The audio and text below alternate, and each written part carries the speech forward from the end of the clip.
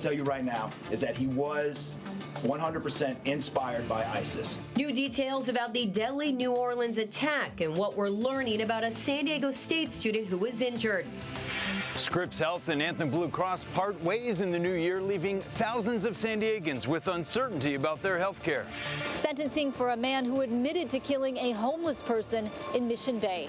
The Chula Vista Police Department's recruiting video is getting nationally recognized and high interest from potential recruits. From a 100-year flood to a milestone anniversary, we take a look back at the top stories of 2024 in San Diego. CBS 8 News Live at 6 starts right now. We begin tonight with new details being released about the New Orleans attack that left 15 people dead, including the driver, and dozens more hurt, including a San Diego State student. Good evening and thank you for joining us. I'm Carlo Cicchetto. And I'm Shanna Handy. Marcella has the night off. This is a live look at Bourbon Street, courtesy of EarthCam. The area reopened to the public just hours ago for the first time since the attack. Today, investigators announced that the man who drove his truck into the crowd acted alone. We're also hearing from the family of Steele Idelson, a student at SDSU injured in the attack. A photo posted to Instagram in May of 2023 shows 19-year-old Steele Idelson and her friend Elle Iselli wearing their respective college shirts. Idelson attends San Diego State. Iselli is a student at the University of Georgia. The two were on Bourbon Street in New Orleans New Year's Eve when Army veteran Shamsuddin Jabbar drove his pickup truck through the crowd. The attack left 14 innocent people dead. Jabbar was later killed in a police shootout. Idelson and Iselli were among at least 30 people hurt. They're both from Fort Myers, Florida, where they went to Canterbury High School together. According to the CBS affiliate there, Idelson is in critical condition. The girls' families released a joint statement saying they're deeply grateful for the outpouring of thoughts, prayers, and offers of support for our daughters following the tragic attack in New Orleans.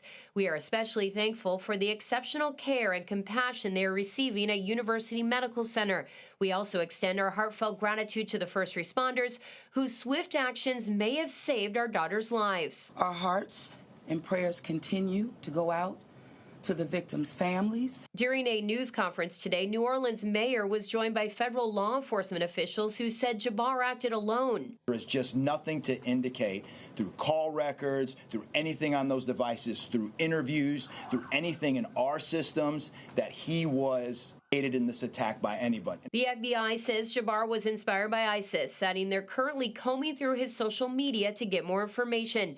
Meanwhile, Bourbon Street reopened without its security as New Orleans welcomes fans attending the Sugar Bowl, which was postponed a day due to the deadly attack. I want to reassure the public that the city of New Orleans is not only ready for game day today, but we're ready to continue to host large-scale events in our city because we are built to host at every single turn. And of course, stay with us for the very latest on this story. We'll have any updates posted on CBS8.com. You can also follow us on social media or download our free CBS 8 app. After many months of negotiations, Scripps Health and Anthem Blue Cross are parting ways in 2025. The move potentially affects 125,000 San Diego patients. CBS 8's Brian White is working for you tonight to find out what's next for Scripps patients with Anthem Blue Cross coverage. That's right. Any hopes of a last-minute deal that would have kept Scripps Health in network for Anthem Blue Cross fell through on New Year's Day, leaving thousands of San Diegans in a very tough spot. It's stressful, and it's also, I'm really mad. New year, but no deal. As of January 1st, Scripps Health doctors and facilities are no longer contracted in network for Anthem members. It feels very, I guess, uncertain, and that we need to start over with everything. Rhonda Guadarrama has been a Scripps patient for 12 years, and she says she's always received excellent care. I trust Scripps. I trust my doctors, so we would have to pay out of pocket, which I don't even know what how much that is or what that looks like. People on HMO plans lose access to Scripps care altogether, but those like Rhonda with PPO plans who want to continue seeing their Scripps doctors will now have to pay a lot more to go out of network. I feel bad for all the people who are, undergoing cancer treatment or waiting on the transplant lists, or, their lives are certainly more upended than ours. I checked. Some patients may qualify for extended in-network coverage with their Scripps provider by applying for continuity of care coverage from Anthem, which is typically reserved for patients like pregnant women and those undergoing cancer treatments. I reached out to Anthem Blue Cross. A spokesperson told me negotiations fell through because, quote, Scripps demanded drastically increased prices for patients covered by Anthem, increases that would have led to higher out-of-pocket costs for our members and would have hit area employers particularly hard. In response to that, a spokesperson for Scripps Health told me, quote, Scripps' focus was to change Anthem's bureaucratic policies that cause unnecessary delays, burdens, and barriers to patient care. It is disappointing Anthem was unwilling to reduce those barriers and offered rates below healthcare inflationary costs. As for Rhonda, she checked her online portal. Her primary care doctor is no longer listed, and now she has to find a new one. I am probably going to be in a very long line of people trying to figure this out. Despite these changes, emergency care remains unaffected. Paramedics are still free to take patients with emergencies to the nearest hospital.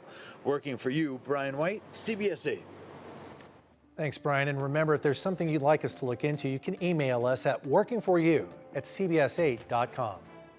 Meantime, San Diego police have arrested a man for setting fire to the abandoned In Cahoots nightclub in Mission Valley. The building burned in the early hours of Christmas Day. Investigators say 47-year-old Joel Humphrey was taken into custody New Year's Eve.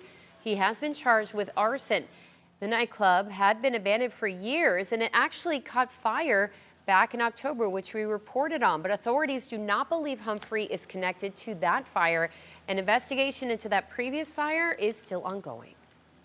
A 20-year-old man who admitted to killing a homeless man at Bonita Cove Park in Mission Beach back in 2023 was sentenced for the crime this afternoon. CBS 8's Kelly Hessedal was in the courtroom and has more on what the victim's son had to say to the defendant. The defendant, Daniel Martin, was sentenced to 7 years behind bars as part of a plea deal he took back in November. Now, he was just 18 years old when he beat and killed the victim. Now, during sentencing today, we heard from the victim's son, who says his mom was in hospice care when their family found out their dad had been killed. Your actions led to the loss of my father's life. He received the death penalty. My family has a lifetime sentence of grief.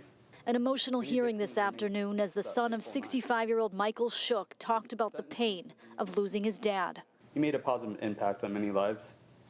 He left a positive impact on San Diego since he was the bird show. He worked at the bird show at the Wild Animal Park, and he also worked as a hospice nurse at San Diego Hospice. My father was not just some homeless man sleeping on a bench. He says his father had cancer and had been homeless for a while. Shook's body was found July 5th, 2023, during a trash cleanup at Bonita Cove Park.